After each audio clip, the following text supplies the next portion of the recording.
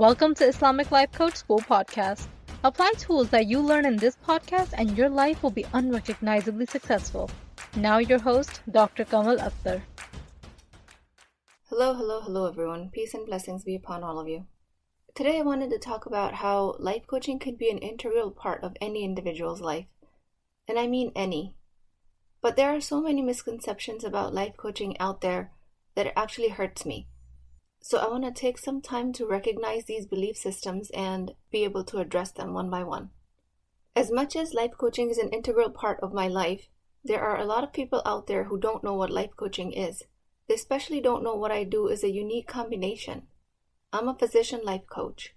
I'm a board-certified internal medicine physician in practice of hospitalist medicine for more than 10 years, but I'm also a life coach. I do not provide medical diagnosis and treatment in my coaching services. I do provide coaching services in my treatment of patients, in a sense that I help them see their fears around their disease processes and their limitations they're putting on themselves as they keep themselves away from healing and accessing medical treatment. Coaching, of course, helps me in my other personal relationships because I do a better job at perspective taking, active listening, and empathizing. And like many other human beings on the planet, I'm a work in progress. So, given that life coaching is so important to me, there are a lot of people out there who have misconceptions about it. So I'm dedicating this podcast to tell you guys what life coaching is not. Life coaching is not advice giving. Life coaches are not know-it-all. A lot of people tell me, just tell me what to do. Just tell me what actions to take. What's the next step? And trust me, I would gladly do that because it would cut my work in half. But that way you would be living my life, not yours. What I tell you will be based on what I think. And that might be something that has proven good for me, but it might not be good for you. But on the other hand, if I teach you how to think for yourself, you can figure out what it is that you need to do. It's analogous to giving you a fish versus teaching you how to fish. One feeds you for one meal, and the other one feeds you for life. I know learning how to manage your mind is more work than just taking advice and doing what you're told. But at the end of this work, you will thank me. Clients themselves are experts. I am the expert at showing them their brain. This allows me to coach successful leaders of multiple industries without me having to be an expert in each industry. Because the human brain is universal and its limitations are universal. It doesn't matter what field you're in. The limitations it projects will be the same. My job is to point out what those limitations are, and your job is to choose to pluck them out. You are the highest authority on your life, not your life coach. It doesn't matter who your life coach is or how much you're paying them. The next misconception is life coaching will fix my problems. Life coaching is not about fixing your problems. Life is 50-50. Inna ma'al usri yusra. It says with every difficulty there is relief. And it says so in the Quran. It doesn't say after every difficulty there is relief.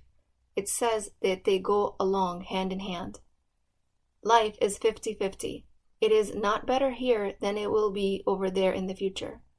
It will always be 50-50. There's always good things in life and there's always bad.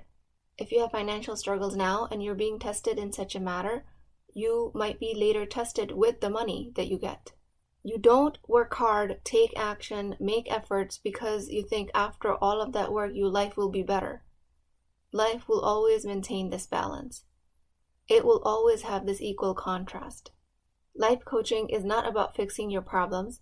It's about helping you see through them and around them, and helping you navigate them. The next misconception is that life coaching will immediately help me feel better. Well, it might, but you might not want to feel better about every situation. Life coaching is not about making you feel better about all of your situations, because there will be times where you will appropriately want to feel bad about it, and that will be intentional and called for. The next one has to do with the difference between life coaching and psychotherapy. Life coaching is not therapy. Psychiatrists and psychotherapists have a different role. They are licensed mental health professionals, usually only allowed to practice within a certain area. A lot of people make a distinction saying that psychotherapy is past-focused. And yes, that is one of its functions. And it does help it stand apart from life coaching because life coaching is very much future focused. But at the same time, saying that psychotherapy is only past focused is very much limiting its modalities.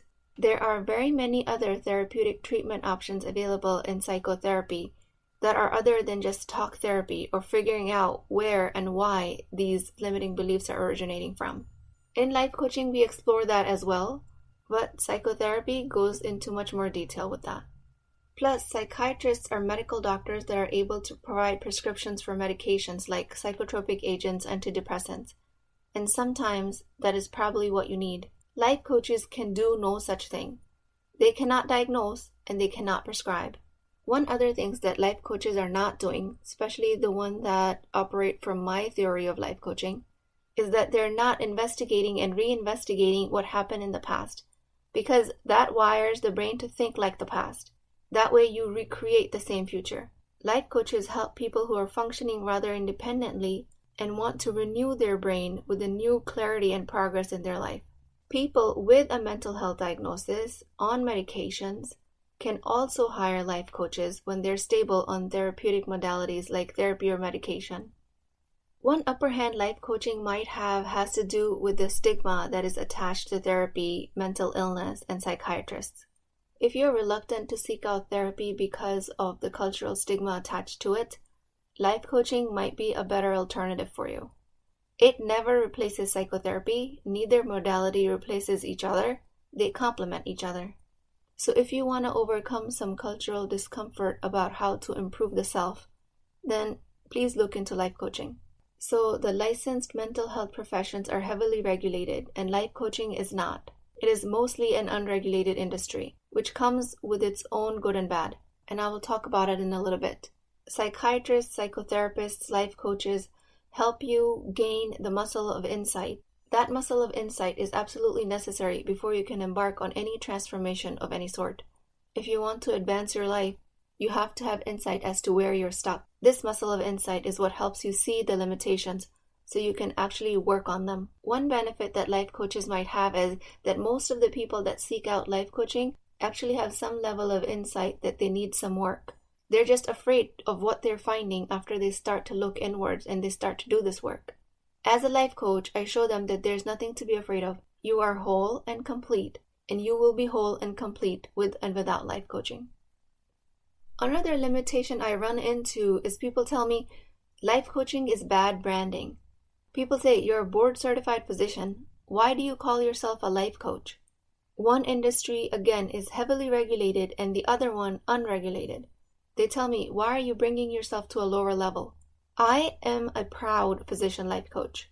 Again, admittedly, life coaching is not a regulated industry, and anyone can start calling themselves a life coach without any formal training or licensing, but that doesn't mean the entire industry is of a low standard. Yes, there are people who call themselves life coaches, but are straight up con artists, and I do not speak on behalf of bad apples. There might be some bad physicians in the healthcare industry, dragging the name of the industry down with them. There might be some priests or some imams that are not of appropriate moral standards. That does not mean that the entire clergy of all the religions is a bad branding. What few people do in the name of a profession says nothing about the profession. Keep your mind open and find out who can help you where. And if you do come across a bad apple, don't let it ruin your entire impression of an industry, because you will miss out on such a huge gift. The next misconception has to do with people putting life coaches on a pedestal. Life coaches are not perfect human beings. No one on earth is. My life is just as 50-50 as anybody else's. I have to constantly manage my mind. I have to constantly take the garbage out of my brain that my default brain creates. I engage in self-coaching. I hire a life coach. I utilize every modality to up-level my thoughts and feelings. Anything that I could get my hands on, I'll do in order to improve my experience. I suggest you do not put life coaches on a pedestal. They are human beings. They make mistakes. I make mistakes. What might set me apart from other human beings is my willingness to look into my mistakes and learn from them. My willingness to accept the discomfort that comes with being an imperfect human being. I move into that discomfort. The next one has to do with life coaches being your partners in problem solving. Life coaches are not your partners. They might be next to you helping guide you. They might be pointing out where work needs to be done. The choice of doing the work is always yours. Of course, the client consent to do this work is necessary, just so the client doesn't feel gaslighted, because the willingness to question their underlying belief has everything to do with the client being able to dismantle them. Life coaches are in service of you. If it helps you think of them as your partners, that's fine, but that can very easily translate into a codependent type of relationship, where every time the client is in pain, they're looking for the life coach to help them get out of it. Again, my job as a life coach is to help you see how to come out of your pain, or how to not create it in the first place. What happens is the human brain has a lot of ingrained biases, and they don't let us see the fork in the road, and we don't see a choice in the matter when it comes to making daily life decisions. People live their entire lives at the mercy of things and the world outside of them. A life coach's job is to point out to you where the choice actually lies, where the fork in the road is. Partnership to me sounds like I make some choices and you make some choices. It's actually not like that at all. I show you all the choices, you make all the decisions. And if you can't make decisions, that is also something a life coach will help you with. Life coaches themselves need coaches, because who's checking in with my limitations? Most of my neurological function happens under my radar. That is the subconscious function. So if I'm not aware of these, how am I going to fix them? That's why I myself have a life coach. Next item on the list of what life coaching is not is that it's not a get-rich-quick scheme. Just because it is unregulated and it doesn't require a standard level of education does not mean that people start throwing money at you. This, I believe, is the most beautiful part of a capitalist society, where the majority of people decide what product or service is worth investing in. And if a client feels something was transformational, of course they will give you their money for it. But your service and your product has to be that good, so the same standard of acceptance applies. If you're getting into life coaching because you have dreams of getting rich overnight, this is not the field for you. Some people see this as a challenge and do their best and show up as great life coaches. The rest of the people stand there complain that life coaching is a scam just because they didn't get rich. Next item is that life coaching is not a judgment of your existing life. Most of the clients that come to me are tired of judging their current standing. When they cannot provide themselves a non-judgmental point of view of their life, they hire a life coach.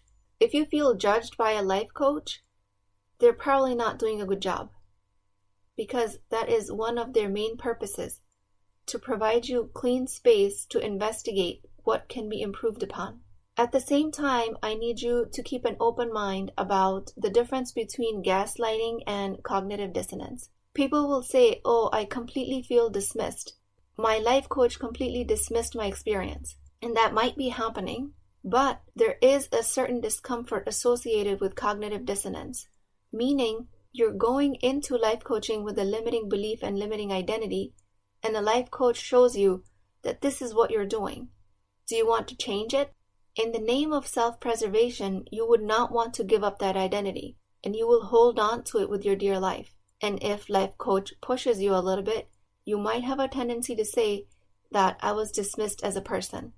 You might want to hold that belief, but also might want to consider the discomfort that you're going through a cognitive dissonance experience, meaning you're breaking down an old identity and you get to build a new one on top of it. So on one hand, gaslighting will feel like being dismissed and not being acknowledged, while a life coach is trying to push you through cognitive dissonance, pushing your limits, trying to help you up-level, trying to help you see your limitations. That might just be lying under your awareness. This type of clarity would feel uncomfortable, but you will see the truth in it. Life coaching does not make you more intelligent. It does make you wiser. One is a left brain fixed function that is usually measured by the IQ, not measured perfectly in my opinion, but it is measurable. On the other hand, being wise is a right brain function, which is infinitely more available to you than your IQ is. Most people that don't self-actualize don't do it because they cannot tap into their wisdom, not because they're not smart enough. Everyone is born with the smarts they need to fulfill their life's purpose. Not everyone taps into their wisdom to be able to do it. The next one is a good one. Life coaching is not a cult. If you join or hire a life coach and it feels cultish to you, then take it as a huge warning sign. Life coaching is not about it's my way or the highway. Life coaching is not a pyramid scheme, but if any industry is gaining financial traction, people will try and manipulate it for their benefit. It's known that life coaching has been used for this type of advantage. And such people will create life coaching schools and create quick certification schemes where they certify you as a life coach and they tell you the more people you can certify, you get to keep some part of their certification fee, turning it into a pyramid scheme. And people fall into it with false promises and tricks and dreams of making millions of dollars. You can make $1 million as a life coach, but it takes a lot more than certification and empty promises. It takes dedication, wisdom, and being able to separate yourself with non-judgment to the entire humankind. If you get certified from a school that promises you that you can then turn around and certify 10 more people and keep a part of that money, this is a red flag. Be aware of what you're getting into. Again, if that's what you choose to do, that's always up to you. But make an informed decision. Next one is that life coaching is not an atheist or an agnostic belief system. Life coaching can actually be very spiritual. And if you listen to my podcast, I intricately integrate the two. Life coaching is not used instead of religion and spirituality. It can actually be used to enhance it. Spirituality is a value we create, which is why our faith waxes and wanes. Some days we find ourselves on a spiritual high, and other days we can barely concentrate in our prayers. Mind and body play a huge role in this. And when we think that our spirituality is somehow just falling upon us from the sky, we will fall short of making the most of the spirituality and the depth of faith that we can create with our minds. In my approach to life coaching, I use all the foundational blocks of psychology and spirituality, ones that have been modernized and the others that come from traditional Islamic values. But the goal is to eventually reach what I call the highest level of soulful intelligence. There are different levels of awareness and enlightenment. First would be mindfulness, where you can be present with your thoughts and your body, and you can be present in the now. You are present with your loved ones in the moment, making the most out of it. This type of mindfulness takes practice. Then the next level could be emotional intelligence, where you can be exquisitely aware of your emotions and how to create them and what to do with them, how to control them and how to utilize them. You get all the results you want based on these emotions that you have complete command over. The next level has to do with soulful intelligence, which incorporates both of the other building blocks of mindfulness and heartfulness until we reach a level of soulful intelligence that is required by us in the religion of Islam. In this journey of leveling up, we drop the old and we build the new. Every organic system in the universe relies on this wear and tear and the rebuilding process to grow. I do believe that soulful intelligence is the pinnacle of all intelligences. It encompasses everything that science and humanities have to offer. And in achieving this highest level of soulful intelligence, we can create success in this world and the next, inshallah. With that, I make dua to Allah subhanahu wa ta'ala that He makes us among the successful in this life and the after. May Allah give us the building blocks of mindfulness and heartfulness to achieve the highest level of soulfulness. Our soul is our direct connection to Allah. We have to polish our minds and hearts to be able to get to it. May Allah subhanahu wa ta'ala help us lift the cultural stigma attached to mental health and give Muslims access to life coaching and other mental health modalities. I pray for clarity in my message, and I pray that this podcast reaches you in a way that shifts your perspective on how life coaching can help you, inshallah. Please keep me in your du'as. I will talk to you guys next time. If you're interested in getting coached by me, I'm offering a very affordable opportunity to do that with Wisdom Wednesdays. This is not a course, not a lecture. This is an opportunity for live coaching, real change with Islamic adab and etiquette. You do not need more information. You actually need a space to create change. At $19.99 a month, which is the price of takeout dinner, you as a Muslim woman will create confidence, intimacy, and connection without shame or fear of judgment, because your privacy is my highest priority. So join at www.islamiclifecoachschool.com. Resources, Wisdom Wednesdays. I'll see you inside, inshallah.